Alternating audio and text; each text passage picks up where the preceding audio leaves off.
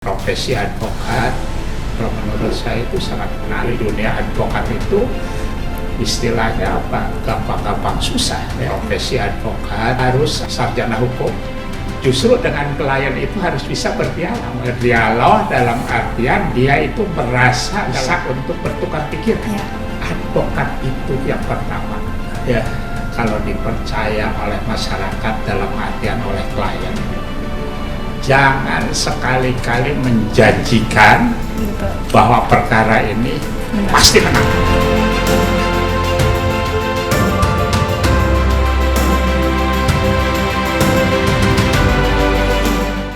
Assalamualaikum warahmatullahi wabarakatuh. Shalom, Om Swastiatsu, Namo Buddhaya, Salam Kebajikan. Halo mahasiswa hukum, kembali lagi di podcast BMFH Unpas. Di sini bersama saya Sri Patricia dan saya Delia Putri Maharani. Dan kita juga ditemani oleh narasumber yang sangat hebat, Bapak Dr. Saib Aksinudin, SHMH, yang dimana beliau merupakan seorang wakil dekan bidang 3, yang salah satu di antaranya adalah koordinator di bidang kewirausahaan. Dan juga beliau merupakan seorang dosen FH Unpas sekaligus seorang advokat. Halo Bapak, apa kabar? Sehat? Halo, alhamdulillah sehat. Alhamdulillah. Ya, sebelumnya pasti sibuk ya Pak kesini, tapi terima kasih sebelumnya Pak sudah menyempatkan waktu.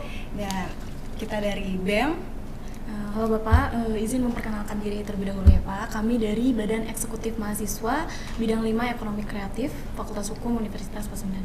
Tujuan kami nih Pak mengundang Bapak di sini yaitu untuk berbincang-bincang santai saja nih Pak mengenai kewirausahaan dalam peran advokat. Betul Pak. Dan secara ringkasnya nih ya Pak, kewirausahaan itu kan suatu kegiatan usaha yang dimana untuk menciptakan suatu produk ataupun jasa. Dan sepengetahuan saya gitu ya Pak, bahwa mohon koreksi jika salah juga. Yang dimana kewirausahaan itu kan ada 5 bidang ya Pak, di layanan pemerintahan, di sektor publik, sektor industri, sektor swasta, dan juga di bidang perdagangan ataupun jasa. Dan di sini kita ingin berbincang-bincang mengenai kewirausahaan di bidang jasa yang spesifiknya adalah advokat, yang kebetulan Bapak juga merupakan seorang advokat. Jadi kita ingin mengulik-ulik gitu, menjadi seorang advokat yang sukses itu seperti apa gitu, seperti Bapak. Nah, sebelumnya tuh pengen tahu boleh nggak sih Pak, Bapak sudah berapa lama nih Pak menjadi seorang advokat? Dari tahun berapa gitu? Baik, saya begitu lulus kuliah ya, kebetulan alumni Unpas angkatan 89, lulus tahun 94. Wow, ya, iya Pak. 94 itu langsung ikut ujian advokat. Ya, 94 begitu pelantikan dulu mah oleh pengadilan tinggi ya, sama seperti sekarang walaupun udah ada organisasi 95. Kalau sampai sekarang ya tinggal hitung saja, dari 95 sampai sekarang. Cukup lama ya Pak, sangat lama. Mungkin kalian belum lahir pada waktu itu. Masih dalam kandungan, atau bahkan belum di kandungan. Ya, dan itu kalau tahu juga itu ada juga kantor hukum di Bandung atau di luar kota Bandung itu Bapak, kantor hukum Bapak? Saya punya kantor, namanya firma ya, namanya itu Saim Dinski and Partner, namanya ya. Itu. Berarti di Bandung ya Pak ya? Di Bandung. Itu sangat hebat banget ya, pengen kayak Bapak gitu, punya membangun kantor hukum. Baik gitu kan. Iya. Di dunia advokat itu kalau menurut saya ya, kalau kita geluti ya, di bidang ya apapun bidangnya ya, apapun profesinya, sebenarnya kalau orang hukum itu menurut saya kebetulan bergerak di bidang profesi advokat, kalau menurut saya itu sangat menarik dan sangat tantangannya juga luar biasa ya, berbagai macam gitu yang kita hadapi ya, berbagai kasus yang kita hadapi di lapangan. Seperti mungkin ada sekarang ada katakanlah jurusan ini atau program kekhususan ini kalau sudah jadi advokat itu kita nggak bisa seperti itu ya. Kebetulan saya jurusan perdata, tahu-tahu datang kasus ke saya seumpamanya kasus tindak pidana korupsi gitu kan, saya nggak bisa menolak kan gitu. Harus ya, pasti Pak. awal harus ngasih advis dan lain sebagainya. Jadi profesi di bidang advokat menurut saya itu bidang yang sangat luar biasa dan sangat menggiurkan. Anda bisa lihat sekarang, kalau lihat pengacara yang sukses ya, ya bisa menarik orang-orang dalam artian bergerak di bidang profesi tersebut. Gitu. Kalau boleh tahu nih Pak, proses Bapak bagaimana sih Pak untuk mendirikan firma hukum tersebut? Langkah-langkah awal itu bagaimana? Nah, ini ya, ini tiap tahun ya advokat itu disumpah ribuan se-Indonesia, ya se-Indonesia. Nih kalau begitu lulus, saya lihat di pengadilan anak-anak yang baru lulus itu udah pegang ini gayanya itu luar biasa. Ya, tapi saya suka tanya, tes kes saja. Anda itu lulusan tahun berapa, disumpah tahun berapa gitu kan, tahun sekian. Nah, akhirnya saya lihat dia akan bertahan lama, karena di dunia advokat itu istilahnya apa, gampang-gampang susah ya. Nah, untuk mendirikan kantor itu ya, yang pertama kita ini harus sarjana hukum. Ya, sarjana hukum, atau di UIN itu juga ada ya, di UIN itu kalau dia jurusan hukum ya itu bisa. Nah, pertama di Undang-Undang Nomor 13 2008 ya, itu tentang mengenai apa namanya advokat itu harus apa namanya sarjana hukum. Yang pertama, terus kedua dia harus magang ya di kantor advokat. Berikutnya juga harus dia PKPA lulus ya, pendidikan advokat itu harus lulus. Nah, hal-hal tersebut harus lulus apa namanya persyaratan formal ya, dan juga umur ya, umur itu kalau mau disumpah itu 25 tahun. Oh, minimal 25 tahun ya? Ya, tidak bisa sumpahnya. Kalau ada sekarang baru lulus apa namanya 21 tahun mau jadi advokat, bisa PKPA bisa. Silahkan ikut PKPA ya, terus pendidikan, sudah lulus, magang. Tapi kalau umur 25 tahun, belum 25 tahun belum bisa disumpah. Karena syarat undang-undang itu mengatakan seperti itu. Dan juga kalau magang juga minimal 2 tahun ya Pak?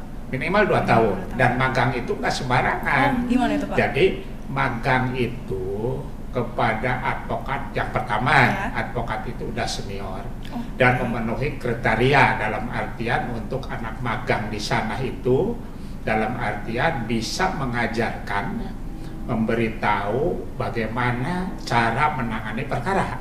Ya, bagaimana cara menghadapi klien, kan begitu ya. Bagaimana teknis klien ini supaya tidak lari dari kita, kan begitu. Jadi ada trik-trik tersendiri gitu ya.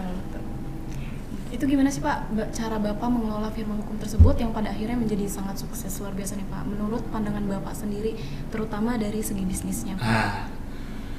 Mengelola firma hukum itu ya, di dalam kantor hukum memang manajemen harus ada, ya harus ada, termasuk juga kantor juga harus prestise, tempat dan lain-lain, termasuk juga karyawan, termasuk juga mungkin para advokatnya, itu kan. Nah, dikelola itu harus secara profesional. Yang pertama ya, kita harus ada tempat, dalam artian orang yang bisa komunikasi. Penting ya Pak komunikasi? Sangat penting gitu.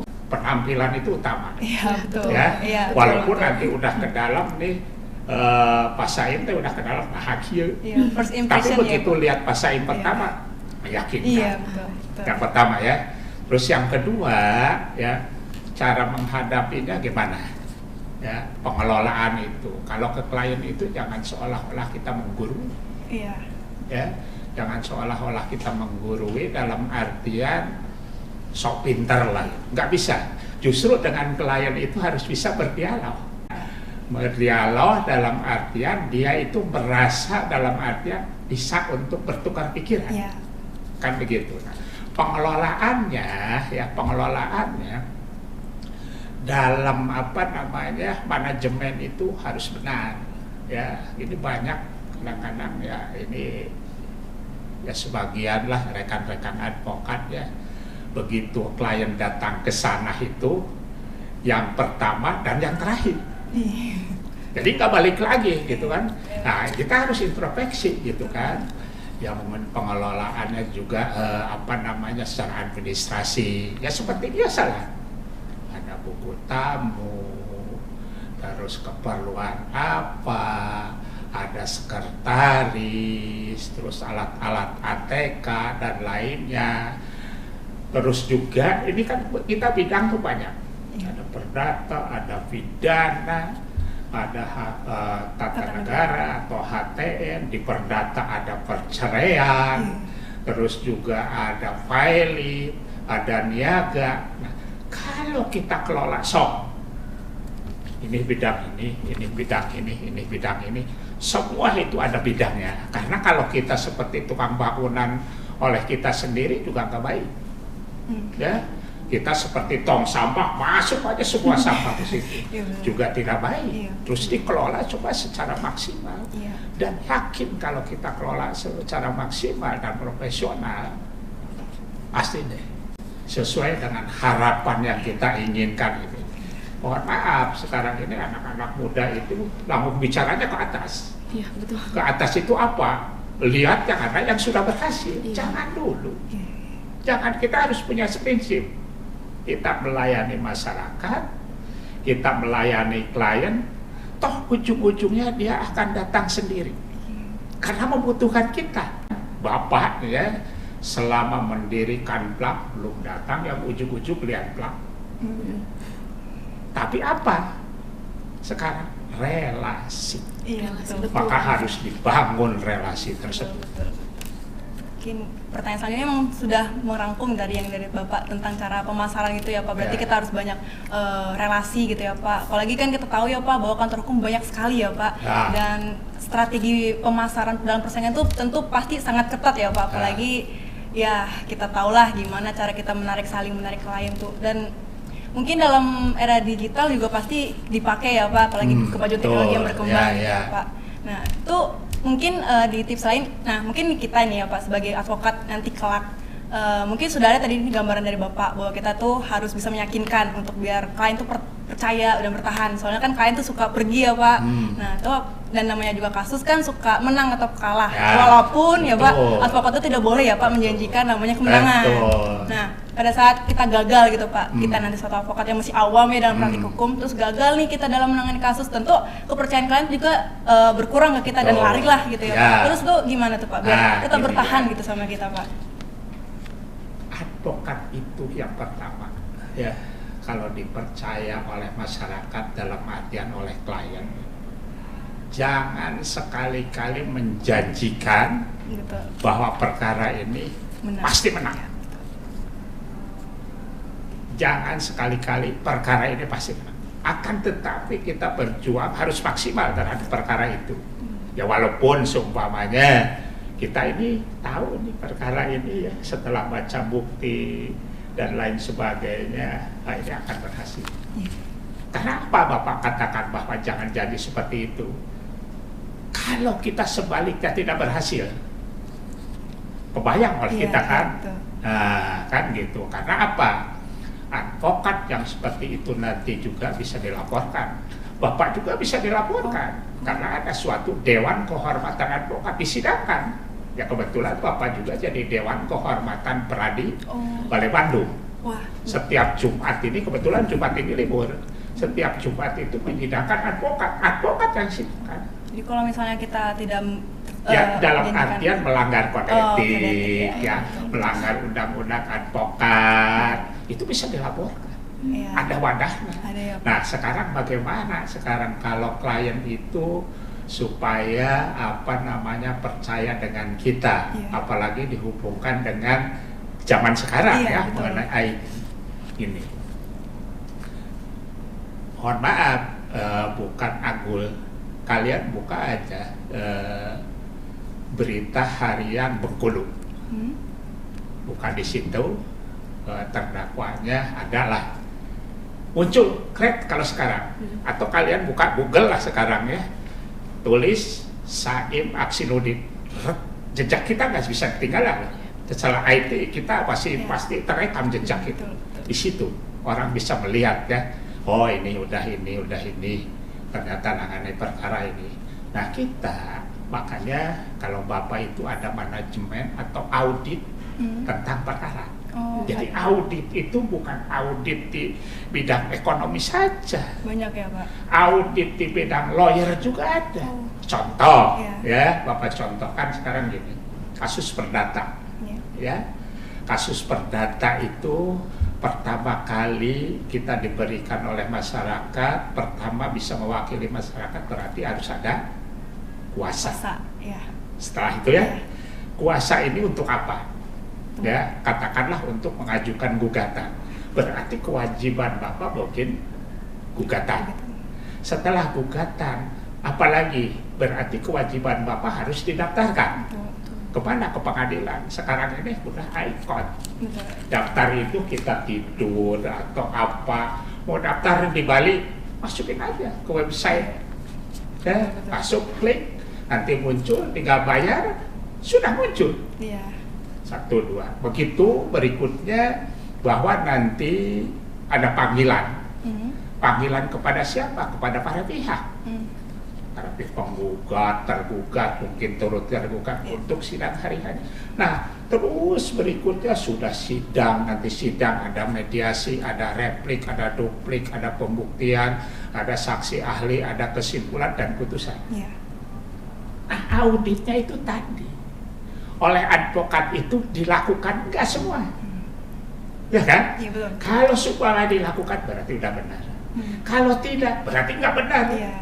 Kan begitu ya. Nah itu jadi kita menghadapi apa namanya perkara itu tidak semudah apa yang dibayangkan.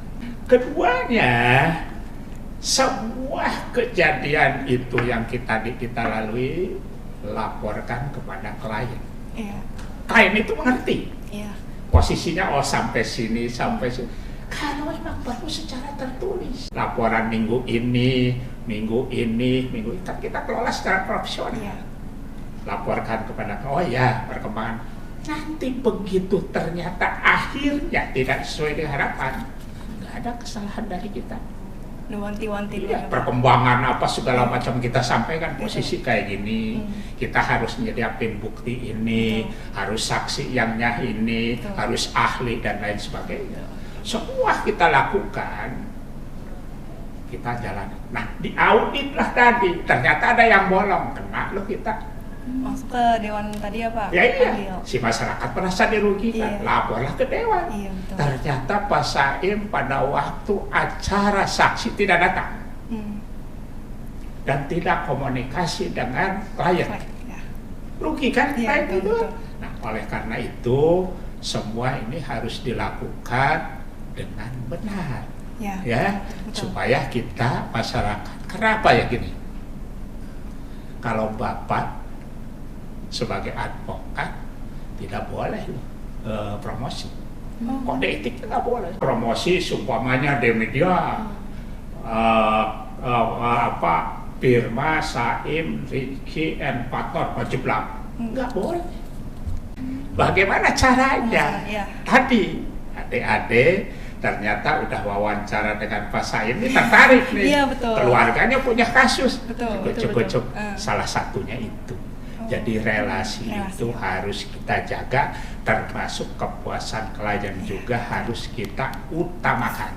Betul. Gitu, Iya. ya. Betul.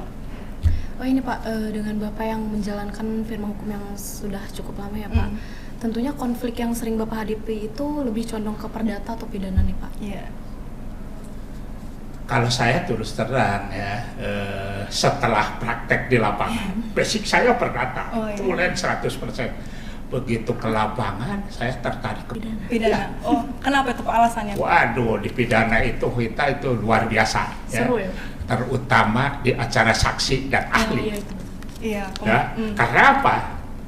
Perseterunya luar biasa. Sangat panas ya. Woi, dengan jaksa, Bapak pernah gini ya, ini sampel saja. Iya, boleh itu Pak. Suatu sidang perkara, namanya kasus tipikor ini segini loh, Iya, berkasnya. banyak, Bapak pernah setengah meter, Wah. berkas itu. Tebal banget Pak. Ya, begitu setelah mempelajari saksi-saksi, adalah saksi yang mengerugikan klien Bapak. Karena waktu di BAP, ya, Ya di BAP itu oleh penegak hukum, Betul, ya. iya. Baik oleh kepolisian, baik oleh jaksa. Betul. Kalau udah jadi berkas kan ke persidangan. Betul. Setelah di BAP, bla bla bla bla, bunyinya antara dia yang ucapkan dengan dalam BAP itu bertolak belakang. Jadinya masalah di kemudian hari ya Nah, gitu ya Pak. karena apa? Kalau dia memberikan keterangan bohong atau palsu, kan ada akibat hukumnya. Betul, Nanti adik-adik baca pasal 242 Kitab Undang-Undang Hukum Pidana. Betul. Ternyata, Ya. ya Bapak harus berkata setuju kan? Karena fakta di persidangan itu fakta yang sebenarnya. Iya, betul. Seperti kemarin Gimana Pak? kasus Pina, ramai pernah Iya, dengar ya? ramai banget Pak. Ya? Iya benar Ramai banget. Ramai kan? Iya. Sekarang adanya ini, adanya ini. Ya itu hanya contoh ya, Iya. tapi Bapak nggak masuk ke Iya. sana. Itu hanya contoh lah oleh masyarakat bisa dibaca. Nah, kenapa Bapak senang pidana? Walaupun basic pernah, itulah seninya di sana. Gitu. Kelihayan kita itu diuji, keberanian kita diuji. Sampai seumpamanya saksi ini, Bapak berdebat dengan jaksa. Kalau Bapak akan bikin hoax, saya akan laporkan. Silakan.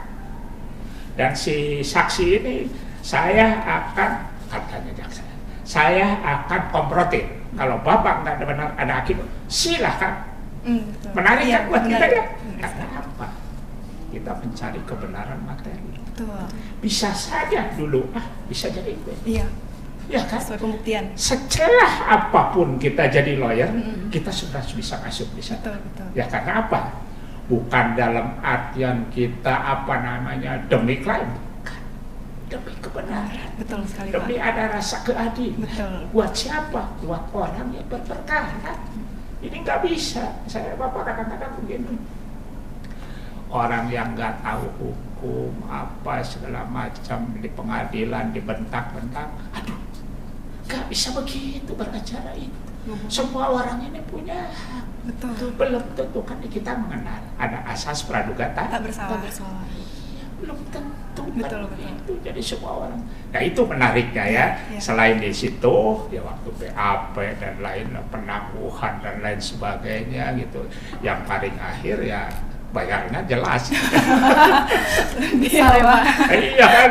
Karena kasusnya juga besar ya Pak. Ya, kasusnya besar. Di istilahnya satu dayung, 3 pulau lah kita lampaui. Iya, Jadi betul. capek nggak dayung. Betul, betul. Ya. Kira-kira nih Pak, untuk ke ranah bisnis pernah nggak sih Bapak Iya. menangani kasus tersebut dan kesalahan yang dilakukan tentunya oleh pengusaha nih Pak, dalam hal hukumnya itu seperti apa Pak? Pernah. Apa itu Pak kira-kira? Kalau Mengenai boleh tahu hak. apa nih? Haki. Iya. Gimana itu Pak? Hak kekayaan intelektual. Apa itu kasusnya? Nah, mengenai pemalsuan. Oh, terus gimana, Pak? Kebetulan Bapak pegang posisi yang memalsukan. Nah, ini kan memalsukan apa? Memalsukan merek. Oh. Ya. Menarik juga nih Pak. Iya, gimana, dipalsukan Pak? merek. Diadakan. Kalau orang bisnis kan begini. Iya. Pasal yang ramai ini apa? Iya. Kalau orang kita bahkan pintar, paling pintar memalsukan. Iya. Oh, pasal yang ramai Hmm. Padahal si X ini udah mempunyai hak cipta atau udah dihakikan oleh seseorang atau oleh PT. Iya. Masukkan oleh dia, jual kan? Betul. Nah, kan maka di kita mah ada barang itu bukan second barang kualitas 1, kualitas 2, kualitas 3 kan begitu. Nah akhirnya penyelesaiannya seperti apa? Dia menggugat, pidananya juga kena, menggugat secara perdatanya juga digugat. Ya akhir kita sekarang ini kan ada yang namanya mediasi. Iya, betul. Ya, di persidangan itu ada Perma nomor 1 2016 kan harus mediasi. Betul. Mediasinya apa? Mediasinya harus menyelesaikan secara keluarga. Ya sudah, Bapak maksimalkan di sana. Ya, daripada kita dipidanakan, digugatkan, toh kalau kedua belah pihak duduk bersama kayak gini bisa selesaikan, itu paling good, Iya, paling betul, bagus. betul. Karena apa? Prinsip hakim di persidangan bisa nggak sih diselesaikan secara kekeluargaan, khususnya perdata ya. Iya. Pidana juga ada sekarang. RJ Iya, itu betul. restoratif justice. Justice. Kalau orangnya ini nerima orang, ya sudahlah. Daripada penuh-penuh penjara, ayo dua belah pihak paling sedal, paling gitu selesai, mas sudah. Iya, Nah, ini ya, jadi emang luar biasa.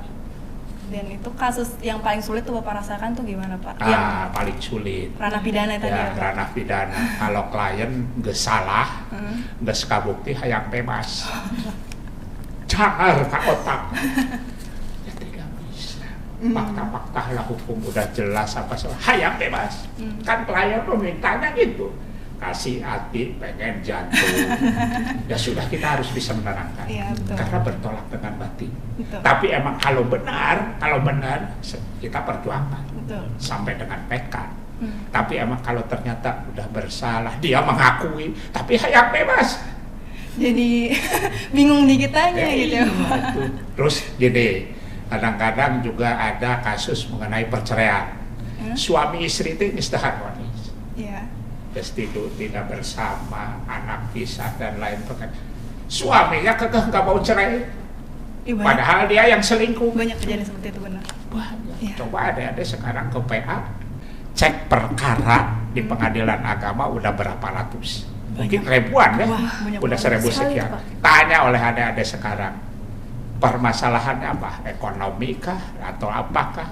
Coba lihat. Terus yang menggugat cerai itu apakah banyak suami atau banyak istri? Istri sepertinya Pak. Nah, Apalagi istri. kasus Nah, KDRT. kalau kita cuma nggak jauh banyak istri, pasti nggak jauh dari ekonomi. Betul. Ya? Iya. Nah itu kan bisa pakai penelitian. Betul. Dan balik lagi kan ke kode etik tadi ya Pak, yang menarik juga tadi. Ya. Yang dimana kan kode etik advokat tadi salah satunya itu adalah tidak boleh menjanjikan kemenangan. Terus juga kita harus berterus benar, terang, menjalankan profesi, ya, betul, ya. harus terus terang. Terus juga ya harus benar itu dalam artian honornya ditarik, digawean teu. Oh, Ya honornya diambil, Ya. pekerjaan kan dikerjakan. Oh, iya, Kan betul, itu salah betul. satu Ya. masyarakat boleh untuk melakukan. Ya. terus terkait yang tentang menjaga kerahasiaan klien itu ada juga ya Pak? Oh, ada. Nah itu gimana tanggapan Bapak menurut itu? Pasti Ya. pernah nggak sih Bapak mengalami dilema antara menjaga kerahasiaan dengan yang ya gitu lah. Pernah. Gimana itu Pak? Boleh Pak? Pasti orang lapangan mah begitu. Ya. Klien itu kan mewakili, pengacara itu mewakili klien 100%. Betul. Kita mewakili itu 100%, jangan dihianati. Ya, bukti, keterangan, bahkan hal-hal yang bersifatnya sangat sensitif diterangkan kepada pengacara. Ya, nah pengacara istilahnya diberi apapun oleh lawan supaya itu terbuka, kita harus tetap tidak bisa, harus menjaga. Karena apa? Sekali lagi kalau kita membocorkan kepada lawan tentang kelemahan klien kita, kena Di kita ya Pak. etika. Iya. Ya, mungkin bisa kena pidana. Oh. Kalau bukti ini gini, Gimana tuh, Pak? pidana itu kalau gini, seumpamanya kita punya bukti, dikasih klien bukti asli loh, Iya. ya bukan fotokopian, karena fotokopian walaupun sertifikat ada di Asia Afrika, namanya fotokopian sampah kan, Iya, iya. Nah, gitu, asli, Iya. ya, tanpa sepengetahuan klien dikasih tahu kepada lawan. Iya. Ya, atau dikasihkan. Betul. Nah, ini bisa menjadi pidana, gitu dilaporkan kita selain kode etik. Atau bukti itu kita dari klien ke kita hilang, ya kan? Iya. Makanya kita sebagai pengacara itu segala sesuatu yang dikasih klien itu harus pakai tanda terima, bukti. Kadang-kadang surat kawin berekeun, kan? Sertifikat berekeun, kan? Bisa aja disalahgunakan kan? Iya, betul. Pakai tanda terima untuk apa? Tanda terima di kemudian hari itu bisa bicara, Iya. ya kan? Iya betul. Nah, Iya. nah, itu. Sebagai bukti Jadi ya Pak. kerahasiaan klien memang kita harus utama dan harus dijaga sedemikian rupa, ya, Betul. karena klien itu udah mempercayakan ke kita 100%. Dan juga hati-hati nih kita sebagai advokat. Bapak suka nemui begini, klien itu kadang-kadang yang disampaikan ke kita tuh yang bagus-bagus, Iya. Iya, betul. Aslinya kan yang menguntungkan Iya, dia, betul. tapi yang merugikan kesampaikan. Iya. Nah, kita harus punya trik, apalagi di dalam kasus-kasus mengenai tanah. Suruh dia bikin pernyataan bahwa yang dikatakan dia itu benar. Kalau di Bandung kan banyak terjadi, Iya. ya banyak terjadi di Bandung ini. Sok aja adik-adik kena kasus Dago Elos, Ya. Ya, pernah dengar? ada. Terus juga pernah dengar ada namanya Murar atau siapa tuh lah, karena lagi pidana. Ya. Adik-adik pernah dengar gas ibu, terus kesininya yang sekarang pakai Dewan itu Jalan Arya Jipang sama. Sekarang pidananya ada karena pemalsuan. Betul. Yaitu di belakangnya siapa?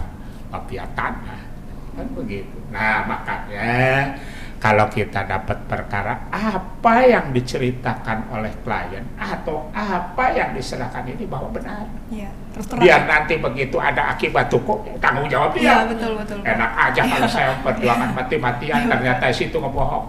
Betul. Karena paling bahaya itu musuh itu klien sendiri. Hmm. Karena apa? Betul. Kalau ada musuh saya dilawan sudah kelihatan saya hati-hati. Iya. Kalau klien kita ternyata nggak bohong ke kita. Berat di kita. Wah, iya. Iya, betul. Terus terang lah kita Iya, sebagai iya. klien ya Pak. Berarti tantangan-tantangan sebagai advokat tuh banyak banget ya. Nah itu Luar kan biasa. sebagai bapak nih yang menjalankan kantor hukum sendiri nih Pak, Ya. pasti banyak tantangan dong Pak. Nah tantangan utama dalam menjalankan firma hukum tersebut tuh seperti apa sih Pak? Kalau Tantangan boleh tahu. utama? Iya. Iya, tantangan Paling utama. Bapak rasakan gitu. Yang Bapak rasakan adalah tanggung jawab. Tanggung jawab ya Pak. Ya. Itu paling Karena Bapak sebagai pimpinan, Hmm. anak buah Pak ya, saya pimpinan. Diudak-udak klien ya, Bapak harus hadapi, mau nggak mau, Iya, harus betul. hadapi kan begitu. Betul. Karena apa? Kalau kita sebagai kepala di sana, ya berarti harus siap Betul. untuk segala sesuatu, termasuk juga ambil keputusan itu harus benar-benar dipertimbangkan. Betul. Nah, seumpamanya klien ini ternyata apa yang dia harapkan tidak sesuai, ngamuk-ngamuk dia, ya kita harus hadapi. Betul. Harus bisa menerangkan, kan begitu. Klien kan rata-ratanya cari advokat itu semua perkara pengen menang. iya. Betul. Ternyata fakta saya udah mengeluarkan uang sekian-sekian ternyata tidak berhasil. Hmm. Ini kantor firma ini siapa yang punya? Ya harus ada. Itulah termasuk juga anak buah makan pada ngumpat. Iya. Ya kan? Termasuk karyawan pada ngumpat. Istilahnya kayak pengacara itu begitu bayonet sudah ditarang, hadapi. Ya, Betul. parkir udah ditarang, hadapi. Bapak pernah didadah untuk perceraian, dibawakan stick gold, Wah, diancam gitu Pak atau gimana ya Pak? didatangi Wah. oleh mungkin oleh siapa aja ya. Ya Bapak deg-degan secara manusia itu mesti kita Betul. posisi Ya, betul, Pak, jelas. tapi kita harus menerangkan, harus bisa dalam artian justru dengan ada lawyer ini kita bisa komunikasi. Ceweknya pengen cerai, lakinya nggak mau, emosi. Terus juga si lakinya ini anak pejabat, bayangin. Datang, ya sudah, kita harus bisa menang. Justru kita harus tahu menerangkan bahwa kasus posisi ini, apalagi kasus pembunuhan dan lain sebagainya. Contoh ini sekarang ya. Di Padang, Iya. tukang gorengan itu, ya kan? Tukang gorengan itu sekarang kan ketangkep yang ngebunuhnya. Iya. Ya, harus hafal nih ya. Kalau mahasiswa hukum ini harus hafal dengan media, jangan tabu. Iya. Ketangkep kan? Iya. Ketangkep. Orang yang ketangkapnya itu punya hak untuk didampingi oleh seorang lawyer. Iya betul. Betul. Betul. Masyarakat berpandangan, ngapain sih orang salah Betul. Betul. didampingi kan?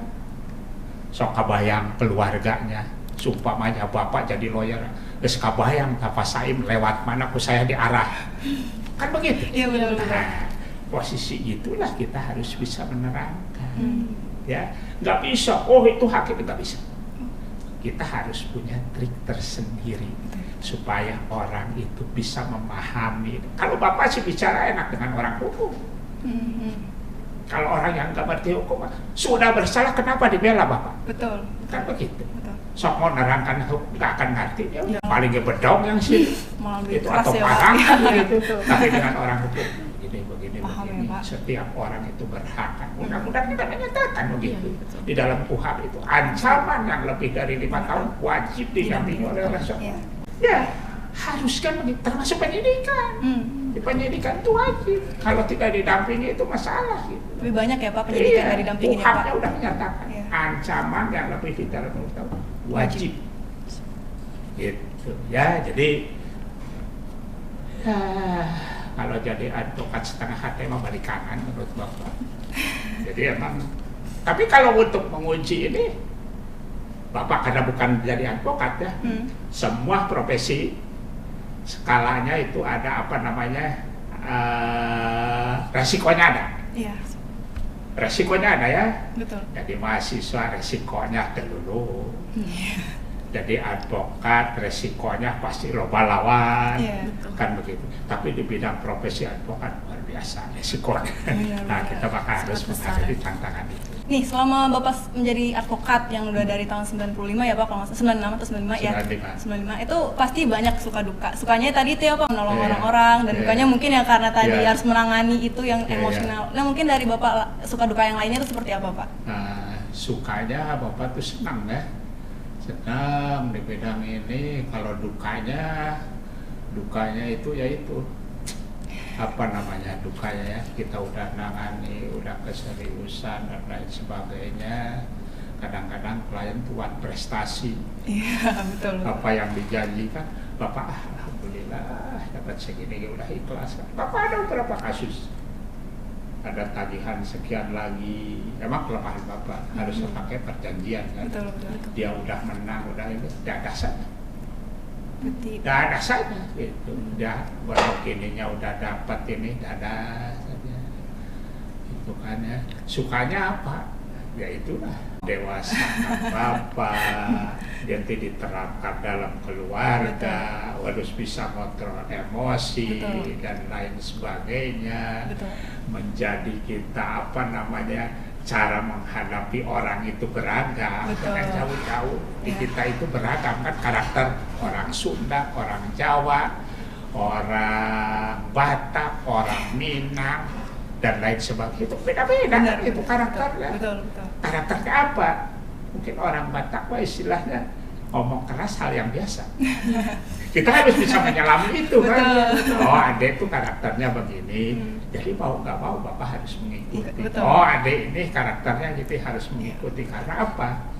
Bapak itu dinilai oleh kalian, pas saya itu seperti apa sih ya? Oh lihat mukanya mah nggak takut gitu, tapi sudah ngobrol gini, oh bisa ya kan begitu. Nah itu harus diterapkan dalam suatu advokat. Karena apa? Ya tadi kembali lagi, Bapak itu yang mempromosikan, advokat itu ya, yang menilai adalah masyarakat termasuk klien. Kalau adek seumpamanya dengan pelayanan Bapak menangani kasus, ternyata puas oleh Pak Saim, pasti ngomong kan? Iya. Udah ke Pak Saim aja. Promosikan Ya, sama klien ya sok Pak. datang aja. Iya, betul. Ada beberapa mahasiswa ke Bapak sekarang. Oh, Iya, banyak ya Pak? iya. Betul. Tentang masalah fatwa waris, Pak punya kasus segini, ya syukur kepakai Pak. Gitu. Kalau masalah bisnis ya pasti ada bisnis Pak kan. Gitu. Betul, berarti ya banyak suka dukanya juga ya Pak, apalagi baru tahu juga kerugian yang bisa dialami juga oleh advokat ya Pak, kerugian itu ya. Dan mungkin ada lagi nggak nih kamu pertanyaannya dia? Mungkin pertanyaan terakhir nih. Apa itu? Untuk ngarah advokat ini ya Pak, kewirausahaan dalam mungkin ini advokat. pertanyaan terakhir dari kami nih Pak. Bolehlah beri kami sedikit saran nih. Tentunya untuk terutama mahasiswa aktif Fakultas Hukum Universitas Pasundan nih Pak. Gimana sih Pak langkah awal untuk memulai menjadi advokat gitu? Tentunya untuk memulai kerja praktik mereka sendiri atau bergabung dengan firma hukum itu bagaimana Pak? Biar sukses kayak Bapak. Langkah awal yang tentunya kita harus perkuat dengan disiplin ilmu kita ya. Betul. Ya. Basic ya. Ya. Tadi Bapak mengatakan bahwa begitu udah terjun ke masyarakat itu nggak memandang si A ini jurusan ini, kalian itu harus siap-siap yang namanya hukum kuasai. Ya, bukan hanya perdata, bukan hanya pidana kan, bukan hanya kepailitan, bukan hanya hukum agraria, bukan hanya hukum niaga atau perburuhan, PHI dan seterusnya. Kuasai itu semua. Pertama itu ya. Yang kedua, jadilah advokat ini jangan dulu berpikir yang wah naik tangga itu tangga 1, tangga 2, tangga 3, jangan dari tangga 1, tangga terakhir jatuhnya nggak enak. Step by step. Iya, by step gua. Makanya Bapak sudah katakan suka gini karena Bapak udah cukup lama ya jadi advokat. Jadi advokat udah berapa tahun? Baru 5, kau belum lulus. Sudah 10 atau 5 tahun baru 10 atau 15 tahun baru. Kalau 5 tahun belum lulus. Kenapa gitu? Masih banyak godaan. Yuk nanti dapat klien itu susah.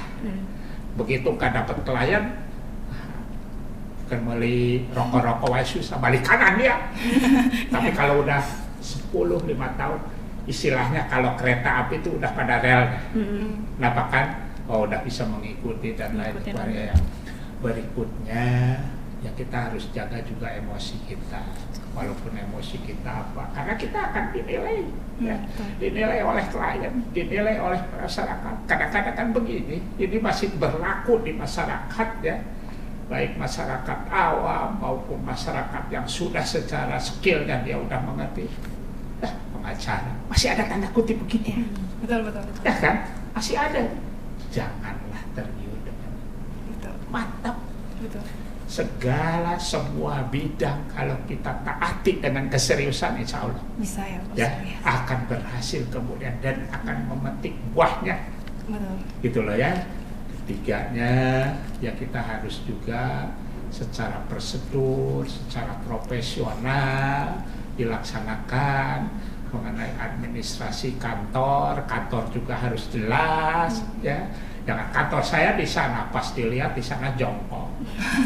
Kan begitu. Ya, kantor saya di sini, nggak jelas. Ya. Identitas itu kita harus jelas. Betul. Administrasi semua identitas yang disyaratkan oleh undang-undang semua harus terpenuhi. Dan kita happy menghadapi semua perkara ya, karena berperkara bisa aja nanti ada jadi advokat, apa jadi advokat beradu kan? Iya. Secara profesional di persidangan ya jadi masalah. Kalau di luar mah udah sama-sama rekan, bersama advokat. Itu yang harus kita tanam ya. Siap-siap aja jadi advokat nanti, harus bersabar, harus juga legowo, harus juga apa namanya ke klien ini bagaimana dan lain sebagainya. Betul. Sarannya sangat bermanfaat ya teman. Mungkin nggak pernah terakhir, tapi terakhir dari terakhir boleh nggak sih Pak Oh, pertanyaan? apa-apa kalau Bapak sih senang, kalau profesi Bapak sih senang, istilahnya lagi ilmu lah. Ya, apalagi kan kita mahasiswa hukum yang mungkin banyak inovasi ya Pak, yang mungkin di luar dari advokat yang lagi ingin berusaha di bidang industri ataupun usaha lainnya sama dalam terkait kewirausahaan juga. Itu langkah-langkah bagi Bapak gitu, saran bagi Bapak untuk kita dalam memulai suatu kewirausahaan agar bisa maju, berkembang. Kan takutnya malah gulung tikar ya Pak kalau awal-awal maju totalnya. Iya, itu langkah-langkah awalnya itu gimana Pak? Dan terkait praktik hukum tadi yang masalah haki tadi ya Pak, yang adanya kesalahan umum dalam haki itu cara antisipasi kita nanti yang sudah ataupun yang baru mau melakukan wirausaha gimana Pak, biar nanti nggak ada masalah hukum nantinya ke depannya, itu gimana Pak? Boleh dong Pak tips saran untuk kita? Boleh. Yang pertama itu kita percaya diri ya, harus yakin terhadap diri sendiri gitu ya. Yang kedua, janganlah sekali-kali melanggar hukum. Kalau yang namanya hukum dikorek-korek pasti ada ya, apalagi di bisnis bidang lain ya. Bisnis sekarang nih lah melalui IT ya, ya penjualan ini melalui biro jasa ini ujung-ujungnya palsu dan lain sebagainya. Jadi kita pertama itu harus ya. Kedua, ikutilah aturan yang benar ya, jangan sampai kita menabrak ya, menabrak aturan itu dengan ada risiko nanti. Mungkin kesatu lolos, kedua lolos, ketiga kejepit, kena lo, kan begitu ya. Nah, berikutnya adalah ya, kita harus yakin pasti berhasil. Ya, usaha itu berbagai bidang ini seperti gelombang, ada naik, ada turun, ada naik, ada turun. Bahasa Sunda macam ilmu cepot ya. Tapi gimana? Nah, ilmu cepot bahkan begini. Kalau lihat tanjakan itu dia nangis. Senang, sorry. Senang. Dia ketawa karena nanti akan dapat budunan. Nah, justru kalau mudun itu dia nangis. Pas di depan akan najak, kan begitu. Itu hal dalam usaha itu. Pasti ada naik turun ya. Kita harus yakin dan tidak ada usaha langsung begitu berhasil. Ya kecuali ya babehnya ini, babe itu kan lain lagi. Support dari iya orang tua. kan, itu warisan dari Pak Mulyono. Itu kan kita harus pasti itu selalu ada di bidang apapun ya, baik ada mau di bidang bisnis, mau di bidang profesi, pasti ada luka-liku. Hadapi, enjoy saja bahwa ini untuk mendidik kita kedewasaan. Betul. Ya, untuk menghadapi ini ya lah harus begini dan sering juga mungkin ada tempat curhat lah ya, dalam curhat begini apakah rekan yang sama profesi ya kan, atau mungkin ada perkumpulan kan gitu ya, perkumpulan usaha kecil kan begitu, ngadain workshop dan lainnya biar nanti semangat dan menukar pikiran dengan yang berhasil dan yang tidak. Jadi ada tip ya, semacam kemarin tuh ada, Bapak ditugaskan di ini ada tentang kewirausahaan, tapi melalui IT, Bapak mah jangan diterapkan di bidang hukum ya ini gitu. Jadi mana AI atau apalah, ya, itu. Ya, kalau di hukum kan nggak bisa begitu. Iya betul. Iya. Ada aturannya. Kalau kan bisa aja menjiplak orang lain kan, disebut plagiat kan. Iya. Plagiarisme. Asetnya aku, tapi emang prosedurnya dia kepada bisnis yang real gitu. Kalau kita kan kepada profesi. Jadi tolong ya, kalau ada kan usaha di bidang itu, yang pertama itu semangat. Betul. Jangan putus asa. Iya betul. Ya, keberhasilan pokoknya di depan mata, walaupun mata udah pandang sini ngajelang nih, ya itu mah acan waktu. Iya, tulutin saja ya Pak. Iya, ikuti aja. Kita prinsipnya seperti tangga lah ya. Tangga satu, tangga dua, terus banyak orang itu naik gitu kan. Insya Allah lah ya. Amin. Ya. Mungkin kalau ditarik kesimpulan dari obrolan kita nih Pak tentang kewirausahaan tuh bahwa kalau mendirikan kantor hukum harus menjadi SH dulu ya Pak, harus ada akta pendiriannya, ya, dan juga mengolahnya itu kita harus pandai lah dalam manajemennya, harus ada auditnya, betul ya Pak, dan juga pemasarannya itu adalah relasi ya Pak, perkembangkan relasi, banyak relasi ya, dan harus banyak. Betul. Mempertahankan klien juga kita harus benar-benar bisa menguasai kasus itu biar bisa menang dan bisa puas kliennya ya Pak. Dan juga konflik yang sering dihadapi banyak ya Pak, bermacam, dan juga Bapak lebih menggeluti pidana karena lebih menarik ya Pak. Karena tertarik. Iya betul, dan bisnis juga kasus-kasus yang suka terhadapin itu adalah haki karena suka banyak orang plagiat ya Pak. Dan untuk mempersiapkan diri dari berbagai macam kesulitan kasus ataupun tantangan adalah kita harus tenang, emosional kita harus stabil. Karena kalau kita sama-sama emosi yang ada nanti masyarakat malah kayak Bapak ya Pak, bawa apa tuh Pak, golok atau apa? Stick ball. Bayangkan dekorkan kayak pecah.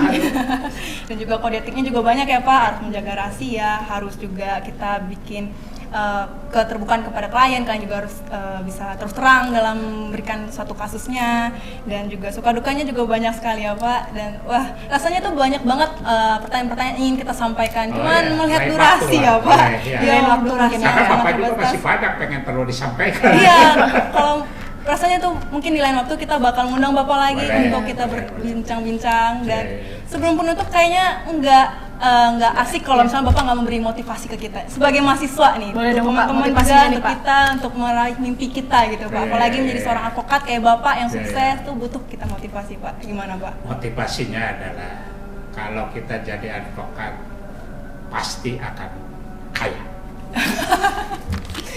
Wah, luar biasa. Di depan itu tumpukan dolar. Iya.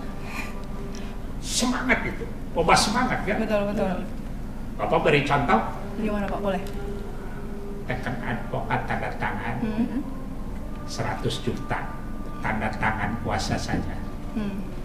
Kalau gaji dosen dibandingkan dengan itu, kapan akan dapat? Betul. Ya kan? Iya. Tanda tangan kuasa, belum honornya. Iya. Makanya dolar itu di depan kita jadi semangat. Untungannya itu ya Pak, dolar. Karena kerugian juga ya udahlah kita ikhlasin saja. Yang penting menolong dengan ikhlas gitu ya Pak. Rasanya pengen ngobrol lagi tapi lain waktu Pak. Dan mungkin teman-teman yang sudah nanti ingin bertanya lagi ke kita, nanti kita ajak lagi Bapak untuk podcast kembali. Boleh.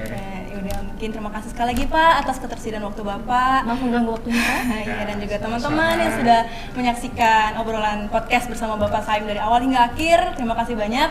semoga dengan apa yang kita bahas, apa yang kita diskusikan bermanfaat, tentu bermanfaat bagi kita karena kita menjadi gambaran umum gitu Pak. Ya. Apalagi saya yang ingin jadi advokat, mungkin ada juga, saya juga Pak. Jadi gambaran umum nanti ke depannya tuh, kita harus gini. Dari muka mau jadi advokat. Iya betul. Jadi udah ada gambaran gitu gimana langkah-langkah awalnya kita harus bersiap, harus disiplin ilmu itu harus lebih dikuatkan lagi ya Pak.